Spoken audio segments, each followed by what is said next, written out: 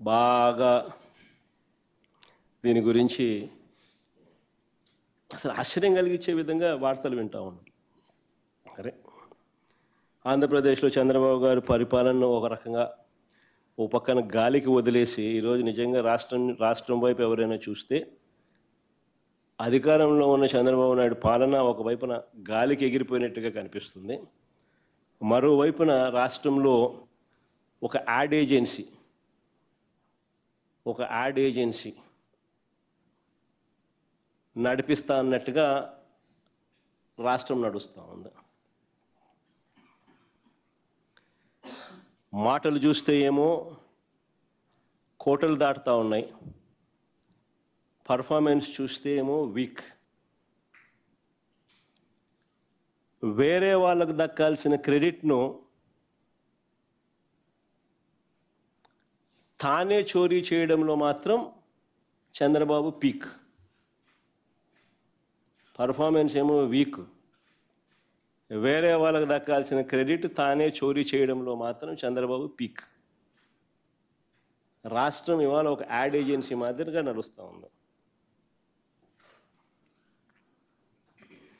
సరే, ఇక విశాఖపట్నం ఫ్యాక్ట్స్ లేకపోదాం, ఈ డేటా సెంటర్ ఫ్యాక్ట్స్ లేకపోదాం. ప్రజలను తప్పుదోవ పట్టించేందుకు చంద్రబాబు నాయుడు గారు వ్యవహరించిన తీరు సంకుచిత బుద్ధిని చాటుతుంది.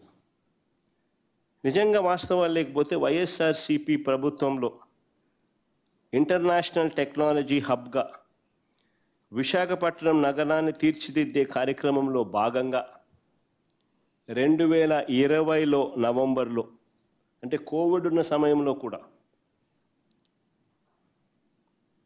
2020 నవంబర్లో అదానీ డేటా సెంటర్కు బీజం పడింది. దాని ఫలితంగా మే 3వ తారీఖున 2023 మే 3వ తారీఖున శంకుస్థాపన ఫౌండేషన్ స్టోన్ కూడా వేయడం జరిగింది అదానీ డేటా సెంటర్కు.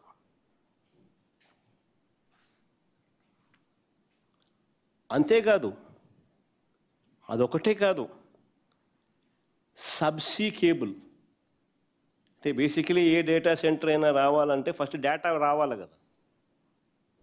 డేటా వస్తే నువ్వు డేటా సెంటర్ ఒకటి వస్తుంది, డేటా వచ్చే మార్గం రావాలి కదా. సో డేటా తేవడానికి సబ్సీ కేబుల్, అంటే underneath the sea, subsea cable, తద్వారా కేబుల్ ల్యాండింగ్ స్టేషన్ రిసీవ్ చేసుకోవాలి కదా. సబ్సీ నుంచి కేబుల్ వస్తుంది, కేబుల్ వచ్చిన తర్వాత కేబుల్ ల్యాండింగ్ స్టేషన్ రిసీవ్ చేసుకుంటుంది.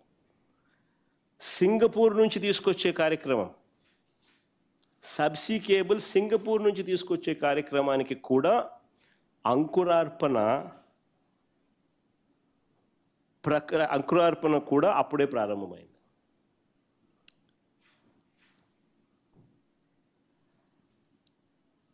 ఈ రెండు వెరీ వెరీ ఇంపార్టెంట్ పాయింట్స్ నేను మళ్ళా చెప్తా ఉన్నా.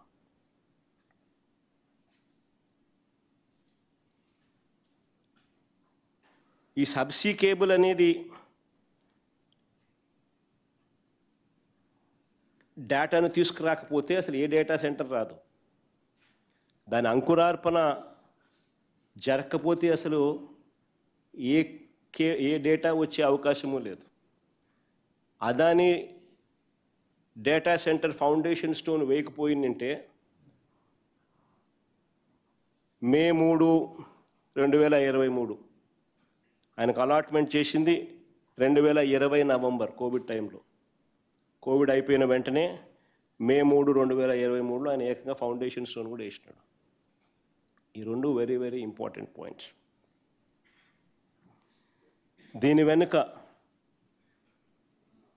వైఎస్ఆర్సీపీ ప్రభుత్వం చేసిన కృషి, అదానీ చేసిన కృషి, మరీ ముఖ్యంగా అదానీ చేసిన కృషి అని చెప్పాలి. కేంద్ర ప్రభుత్వం చేసిన కృషి, సింగపూర్ గవర్నమెంట్ చేసిన కృషి, వీళ్ళందరి కృషి వల్ల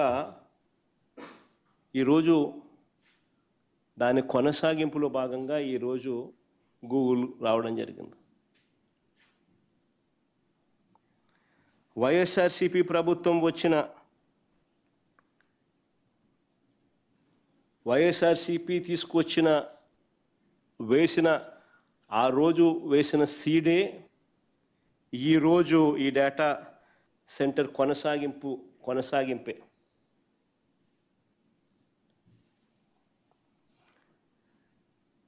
అదాని పెట్టే ఈ కొత్త ప్రాజెక్ట్ ఏదైతే 1000 మెగావాట్ల కొత్త project,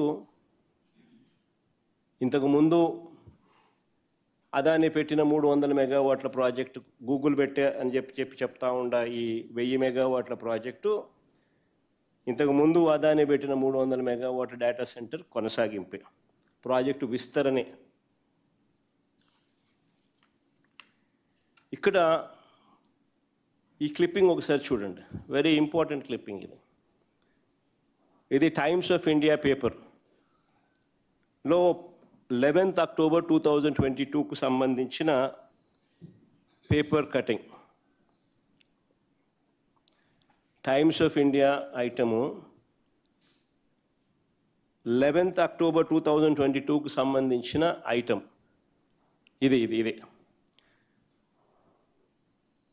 Google association with Adani Enterprises reported in October 2022. Google takes on lease 4.64 lakh square feet space at Adani Data Center in Noida. అదానికి గూగుల్కు మధ్య బిజినెస్ రిలేషన్షిప్ అన్నది అక్టోబర్ 2022లో నోయిడాలో 4.64 lakh square feet గూగుల్లో takes on lease 4.64 lakh square feet of space at Adani Data Center in Noida. So వాళ్ళ సంబంధాలు అన్నది October 2022 నుంచి ఉన్న సంబంధం చూపించే క్లిప్పింగ్ ఇది.